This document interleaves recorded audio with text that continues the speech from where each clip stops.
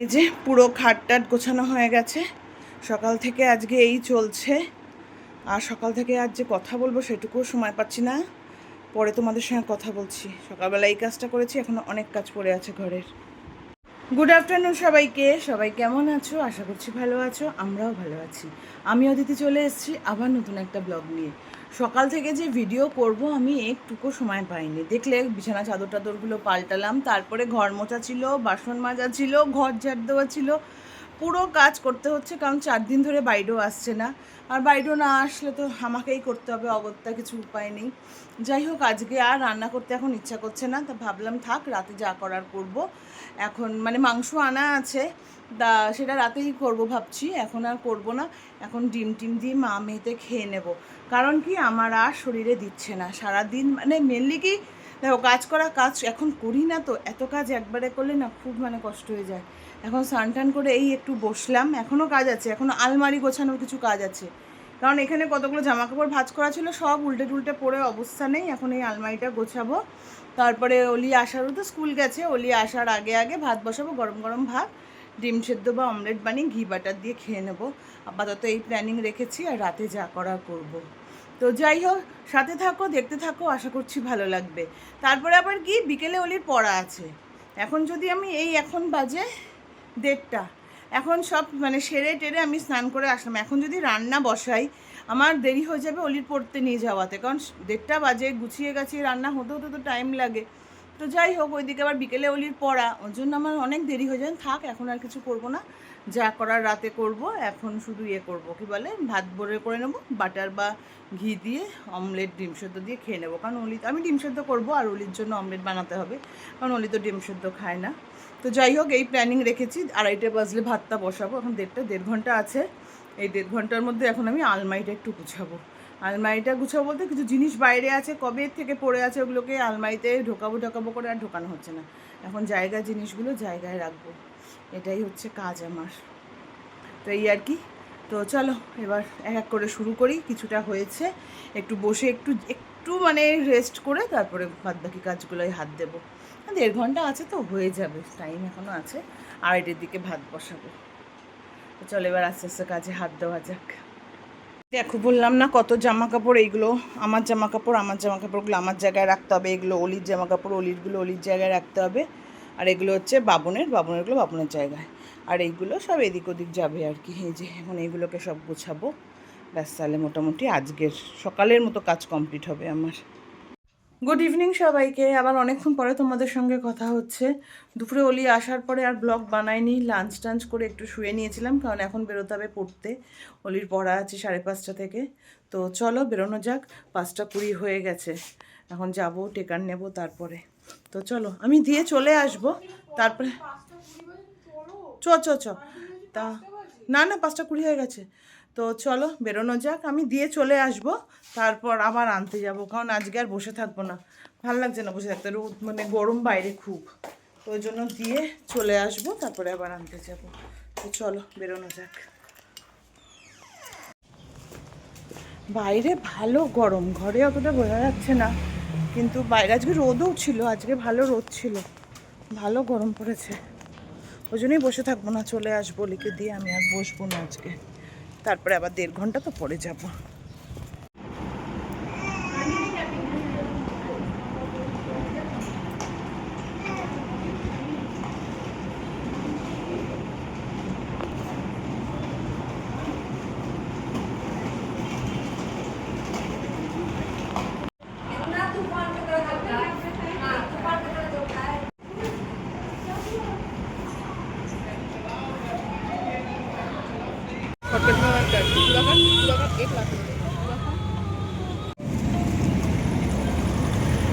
কেমন টেস্ট আছে না? ভালো আছে।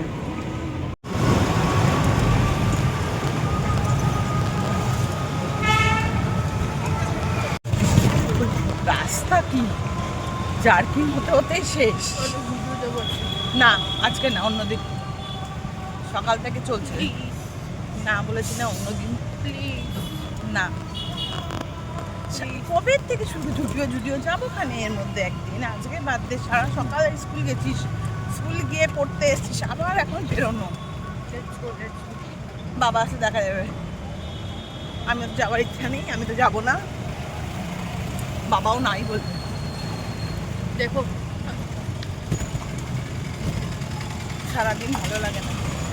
তারপরে ভেবেছিলাম অলিকে দিয়ে বাড়ি চলে যাব, তাও যাইনি, সেই স্কুলেই বসেছিলাম। আর স্কুলে স্কেটিং হচ্ছিলো, কি ভালো লাগছিল দেখতে, বাচ্চাগুলো স্কেটিং করছিল, বেশ ভালো লাগছিল। দেখেছিস একদিনও? দেখিস ঠিক লাগছিল, বেশ ভালো লাগছিল, ভালো লাগছিল বেশ। বাচ্চাগুলো স্কেটিং করছে, সেটা বসে দেখছিলাম, বাড়ি আর যাইনি। ভাবলাম না একবারেই বাড়ি যাই, অলিকে নিয়ে একবারে বাড়ি যাবো।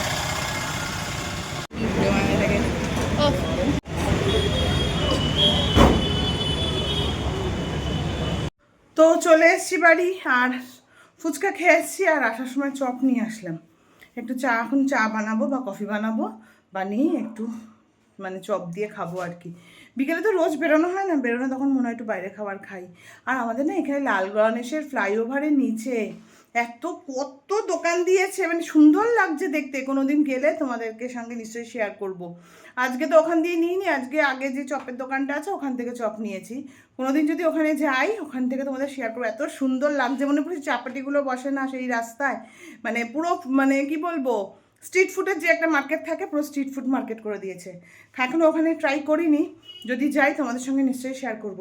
তো চলো এখন চপ নিয়ে এসেছি, চপটা খাই, আর একটু চা বানাবো, আর বাবনকে একটু চপের সঙ্গে মুড়ি দেবো, শুধু চপ খায় না, একটু মুড়ি দেবো ওকে। তো চলো খাওয়া যাক। এই যে এখানে চপ নিয়ে এসেছি, আর অলির জন্য চিকেন পকোড়া। তো চলো খেয়ে নেওয়া যাক। ভিডিও করে যাচ্ছি, শপিংয়ে দৌড়ে দৌড়ে কতদিন জানি শপিং করেনি। তোমার মেয়ের জন্যই, আমার কোনো ইয়ে না।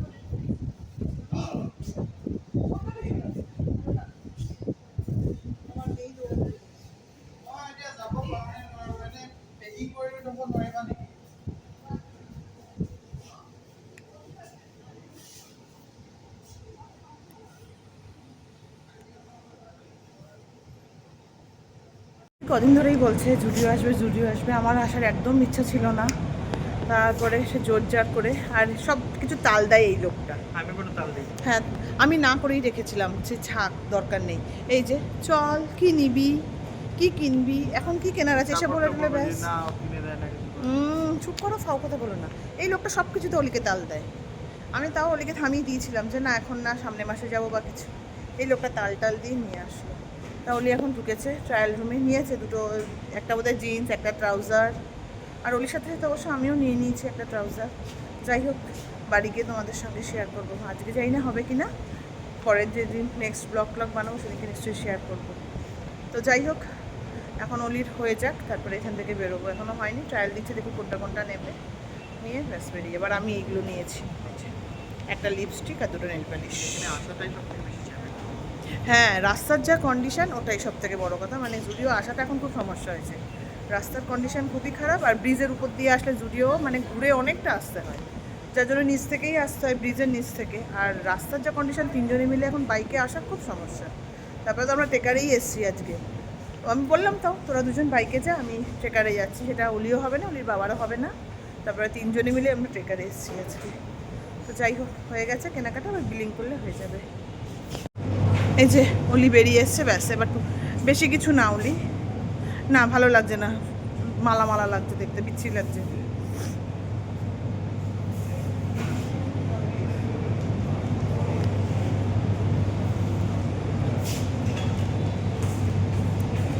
হয়েছে। মেন আসে এই খুচুর খাচুর জিনিসগুলোর জন্য, ওর এসে আগে এইদিকে চোখ পড়ে, জিনিসপত্র কি কিনবে আগে এইদিকে চোখ।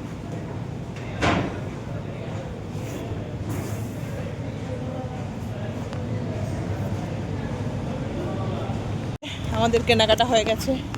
কি হয়েছে তোর কেনাকাটি? পাগল করে খেলো, পুরো সন্ধ্যেটা আজকে এই করে কাটালো, জুডিও নিয়ে চলো, জুডিও নিয়ে চলো। কেনাকাটি করা হয়েছে, বাড়ি যাবে। রাস্তার অবস্থা যা কন্ডিশন না, এখান দিয়ে এখন আসা বিশাল বড়, রাস্তার অবস্থা নেই একদম।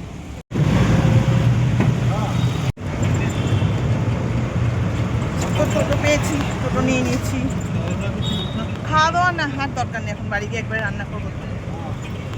9টা বেজে গেছে, তাহলে তো এখানে নেমে গেলেই হতো, লাল গণেশ।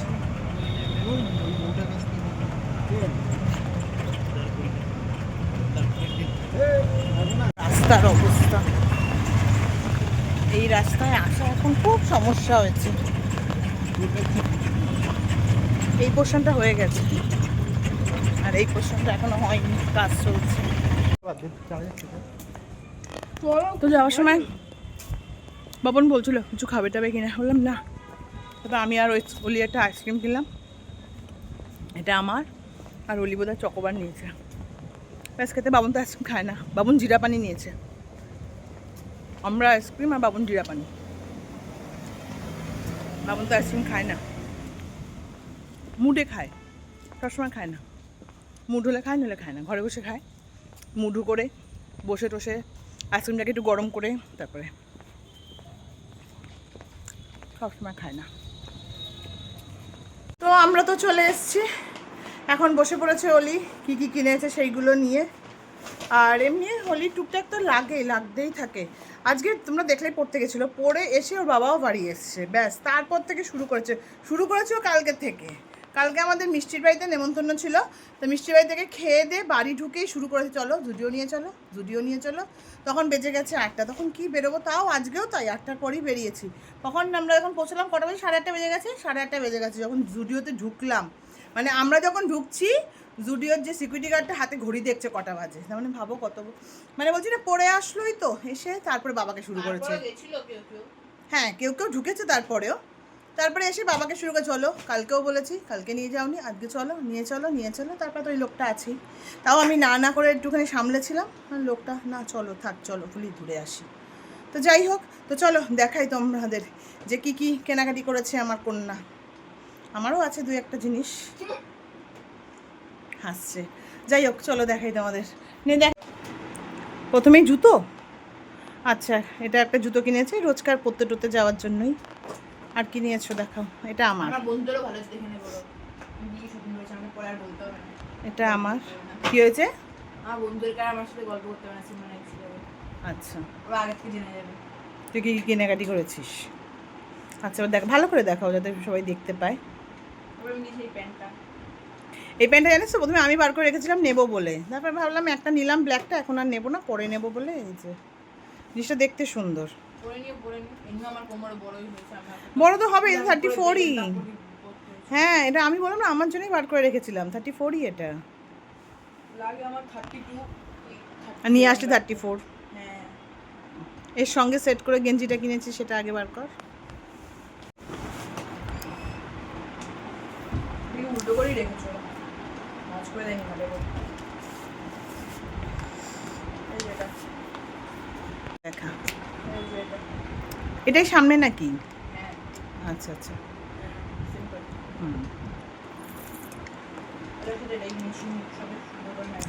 হাতে একটু বাটাম টাটাম দেওয়া আছে না হাতটার মধ্যে?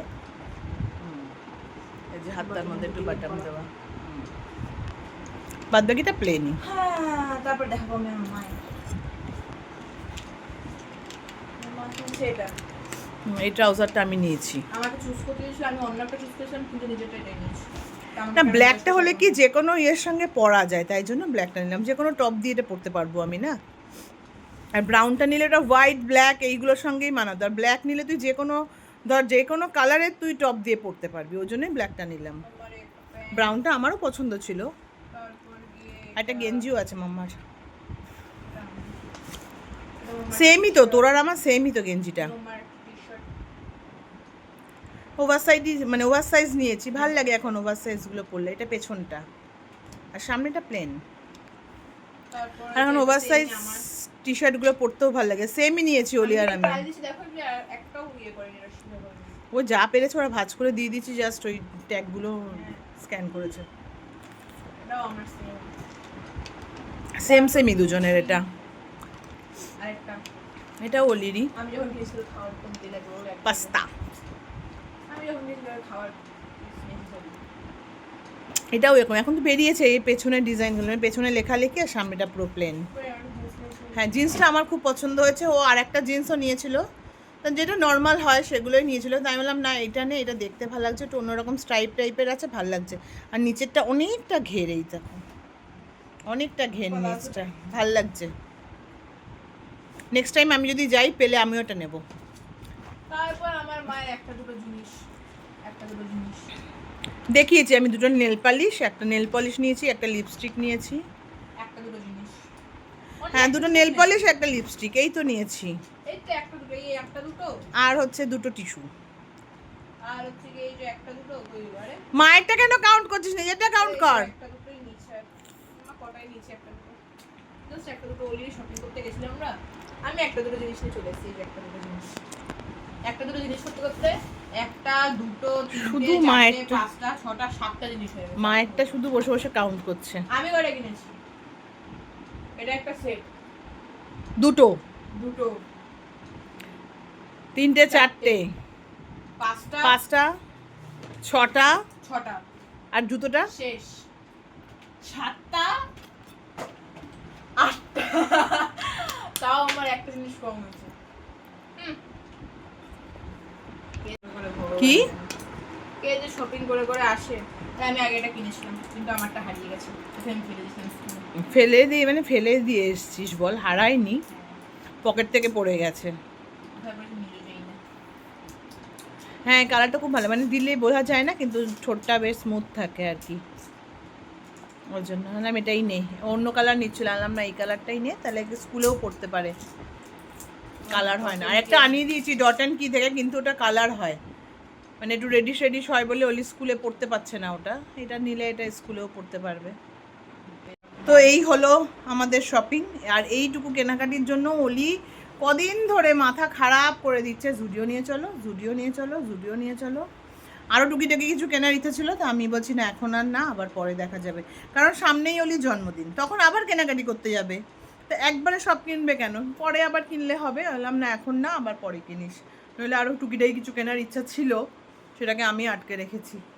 তো চলো, এখন এদিক হলো, এবার দেখি রান্নাঘরে যাই, কিছু বানানো কিছু হবে কিনা, বানাতে টানাতে দেখি, না হলে শুধু ভাতটা বানাবো, ব্যাস হয়ে যাবে। তো চলে এসেছি রান্নাঘরে। আর দুপুরে তো সেরকম কিছু করিনি, ডিম দিয়ে আমি আর ওলি খেয়ে নিয়েছিলাম। আর এখন বানাবো হচ্ছে চাল পটল, আর বানাবো হচ্ছে মাংসটা। তো মাংসটা বানাবো আর চাল পটল বানাবো। আর চাল পটলের রেসিপিটা তোমাদের সঙ্গে শেয়ার করব। নতুন বানিয়েছি অনেক আগে বানিয়েছি, তারপরে এখন আবার অনেক দিন পর আজকে বানাবো, তো ভাবলাম তোমাদের এখানে না কি একটা পড়ে আছে, তাই সেটাই দেখলাম, তা ভাবছি তোমাদের সঙ্গে সেটা শেয়ার করব। তো চলো দেখতে থাকো, আর রিভিউ তো দেবো, খাওয়ার পরে রিভিউ দেবো কেমন বানাবো না বানাবো। তো চলো তোমাদের সঙ্গে আজকে চাল পটলের রেসিপিটা শেয়ার করি। আর বানাবো মাংস, আগে চাল পটলটা বানাবো, তারপরে মাংসটা বানালে ব্যাস হয়ে যাবে। আর ভাত বসিয়ে দেবো, চাল পটল একদিকে বসাবো, একদিকে ভাত বসাবো, তাহলে হয়ে গেল। আর একদিকে মাংস বসাবো, ব্যাস হয়ে যাবে। হবে বলে না আমার ইচ্ছা ছিল না বেরোনো, বললাম থাক আজকে বাদ দে ওলিকে, যে কারণ কি আমি জানি আমার এসে রান্না করতে হবে, কারণ দুপুরে আমি কিছু বানাইনি, রাতে তো কিছু না কিছু বানাতে হবেই। আর বাইরে থেকে খাবার আনতে পারতাম, কিন্তু কালকে মিষ্টির বাড়িতে খাওয়া হয়েছে, আগের সপ্তাহ বাইরে থেকে এনে খেয়েছি, রোজ রোজ বাইরের খাওয়া তো খাওয়া ঠিক না, আর ইচ্ছাও করলো না বাইরের খাবার খেতে। আর ঘরে মাংস টাংস সব আনা, সেখানে বাইরে থেকে খাবো, তা যাই হোক ওই জন্য আর বাইরে থেকে কিছু খেলাম না। বাবনও বলছিল কিছু খাচ্ছি না, তাদের চলো বাড়ি গিয়ে রান্নাবান্না করবো, এখন আর খাওয়া দাওয়ার দরকার নেই। দুপুরে তো আমি আর ওলি খেতে গেলে স্কুল থেকে আসার পর খেতে খেতে আমাদের তো একটু লেট হয়ই, তারপরে ওলি শুয়ে পড়ে আসার সময়ও খেয়ে এসছে, তো ওই জন্য বিকেলে আমাদের বাইরে খাওয়া নেশাটা আজকে ছিল না। আর বাইরে থেকে রাতে ডিনারটা আনবো সেটাও ইচ্ছা করছিল না, যাই হোক। আর আমি ওই জন্যই বলছিলাম আজকে বেরোবো না, কারণ বিকেলে সন্ধ্যে বেরিয়ে মানে ওলিকে আনার সময় আমি আর ওলি টুকটা খেয়ে আসি, রোজই কিছু নিয়ে আসি, যাই হোক হলো। প্লাস এখন বেরোবো আবার এসে রান্না, ওই জন্য আমি যাবো না বলছিলাম। এই বাবনটা তাল দিল, আর ওলি তো এক পা খাড়া করে বসেই ছিল। যাই হোক এখন যাই, কাতাই করে কাটাকুটিটা করে নিয়ে রান্নাটা বসাই। তো চলো সাথে থাকো, কি করে চাল পটলটা বানাই আজকে তোমাদের সঙ্গে সেটাই দেখাবো। আর মাংস দেখানোর কিছু নেই, মাংস রেগুলার যেটা বানাই সেইভাবেই বানাবো, তো ওই জন্য শুধু চাল পটলটা তোমাদের সঙ্গে শেয়ার করব। তো আমি সব গুছিয়ে নিয়েছি, আর এইদিকে এই যে ভাত বসিয়েও দিয়েছি, কোনটা এটা, এই যে ভাত বসিয়ে দিয়েছি, আর পটলের আর মাংসের সব গুছিয়ে নিয়েছি। চলো তোমাদেরকে দেখাই আমি কি কি কেটে নিয়েছি, সব কাটাকুটি হয়ে গেছে, চলো দেখাই। এই যে এটা মাংসের সব গুছিয়ে নিয়েছি, আদা পেঁয়াজ রসুন আলু কেটে নিয়েছি, টমেটো, ব্যাস এটাকে এখন পেস্ট করব, আর তারপরে মাংসটা বসিয়ে দেবো। আর এই দিকে পটলের সব কেটে নিয়েছি, এখানে পটল আলু আছে, এখানে আছে গোবিন্দভোগের চাল, এখানে আছে জিরে আদা আর হচ্ছে কাঁচা লঙ্কা, শুকনো লঙ্কার গুঁড়ো, ব্যাস দিয়ে পেস্ট করে মিশিয়ে রেখে দিয়েছি। এখানে টমেটো, কিশমিশ, কাঁচা লঙ্কা, গরম মশলা, ব্যাস এই হলো আমার ইনগ্রেডিয়েন্টস, আর কিচ্ছু লাগবে না। প্রথমে কড়াইতে আমি তেল দিয়ে নেব, এটা সাদা তেল দিচ্ছি কারণ আমি আগে পটলগুলোকে আলুগুলোকে ভেজে তুলে রাখবো। আর দেবে পটল টটল, মানে সবজি একটু না ভাজলে না সবজির মধ্যে একটা সবজিটা গন্ধ থাকে, সেইটা কাটে না। কাঁচা কাঁচা রান্না করলে সেই গন্ধটা, মানে সবজির গন্ধটা থেকে যায় আর কি।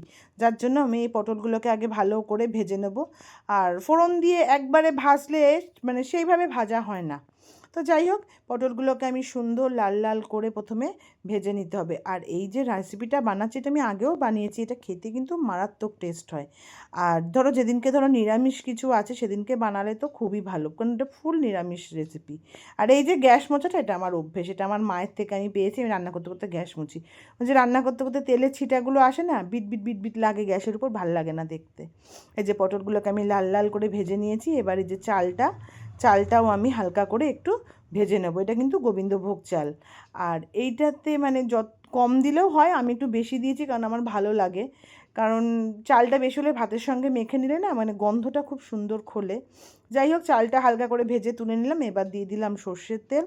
সর্ষের তেলের মধ্যে কতগুলো গরম মশলা আমি ফোড়ন দিয়ে দিলাম, দিয়েছি এলাচি, লবঙ্গ আর দারচিনি। তারপরে আলুটা দিয়ে দিলাম। এবার আলুটাকেও একটু ভালো করে ভেজে নেব।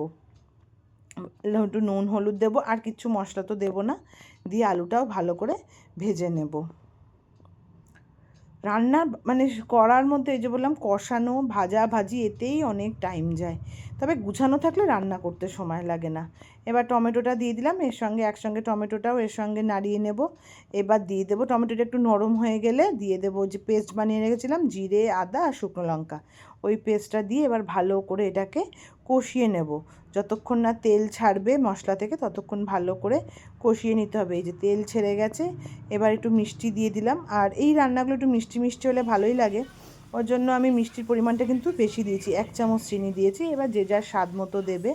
সবাই মিষ্টি মিষ্টি ভালো নাও খেতে পারো, কিন্তু আমার মিষ্টি মিষ্টি ভালো লাগে, এই টাইপের নিরামিষ রান্নাগুলো মিষ্টি মিষ্টি ভালো লাগে। আর দিয়ে দিলাম কতগুলো কিশমিশ দিয়ে রেখেছিলাম, ওগুলোকে আমি কিন্তু জলে ভিজিয়ে রেখেছিলাম, সেগুলো দিয়ে দিলাম।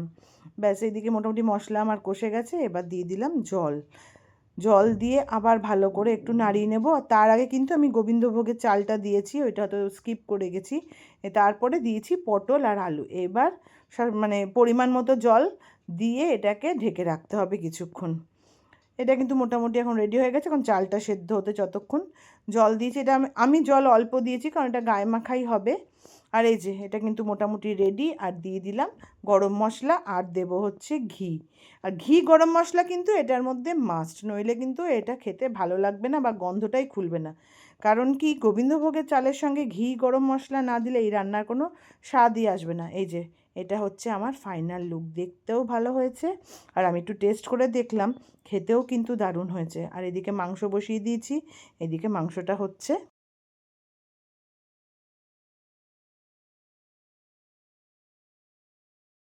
চাল পটলটা আমি যেটুকু টেস্ট করলাম, খেতে কিন্তু দারুণ হয়েছে। তো এখন যাই, চিকেনটা দিয়ে শেষ হলে ব্যাস আমার রান্না সারা। আমার চেহারাটা দেখো, কি ব্লগ বানাবো রাতে বলো রান্না করতে করতে। দেখেছো পুরো অবস্থা, দেখো টিপ কোথায় চলে গেছে দেখো। তো ব্লগ বানাবো কি, রান্না করতে করতে ব্লগ বানানো যায়? উফ, কি গরম পড়েছে। তো আমাদের তো ডিনার কমপ্লিট, ডিনার হয়ে গেছে। আর চাল পটলটা এত ভালো হয়েছিল, মানে বাবন বলছে মাংসটা না বানালেও হতো, ডাল ভাজা আর এই চাল পটল দিয়ে ফুলি আজকে রাতে ডিনারটা হয়ে যেত। যাই হোক, চাল পটলটা খুব ভালো হয়েছিল। প্লিজ তোমরাও একদিন বাড়িতে বানিয়ে দেখো আর আমাকে কমেন্ট করে জানিও। কারণ দেখো এখন সবার ঘরেই পটল তো সবসময় অ্যাভেলেবেল থাকে। আর গরমকালে বাজার মানে পটল ছাড়া বাজার অসম্পূর্ণ। পটল সবসময় আসার, পটলের এক রেসিপি তো খাওয়া যায় না, একটু ঘুরিয়ে ঘুরিয়ে করলে ভালো লাগে। তো নিরামিষের দিন এই রেসিপিটা একবার বানিয়ে দেখো, আশা করছি তোমাদেরও খুব ভালো লাগবে আর আমাকে কমেন্ট বক্সে জানাবে। আর ওলি শপিংগুলো কেমন হলো সেটাও জানিও আমাকে। তো চলো, আজকের ব্লগটা এখানেই এন্ড করছি। ভালো লাগলে please like, comment and share করে দিও। সাবস্ক্রাইব করতে ভুলো না, সাবস্ক্রাইব করার পর বেল বাটনটা ক্লিক করে দিও, যাতে নতুন কোনো ভিডিও দিলে তোমাদের কাছে সর্বপ্রথম নোটিফিকেশানটা চলে যায়। আর আমার ব্লগগুলো ভালো লাগলে প্লিজ একটু ফ্রেন্ড সার্কেলের কাছে শেয়ার করে সাবস্ক্রাইব করতে বলো, কারণ আমাদের পরিবারটা বাড়ানোর দায়িত্ব কিন্তু তোমাদের। তোমরা যত শেয়ার করবে আমাদের পরিবারটা কিন্তু ততটাই বড় হবে। তো চলো, আজকের জন্য টাটা, দেখা হচ্ছে আবার নতুন একটা ব্লগে। Good night.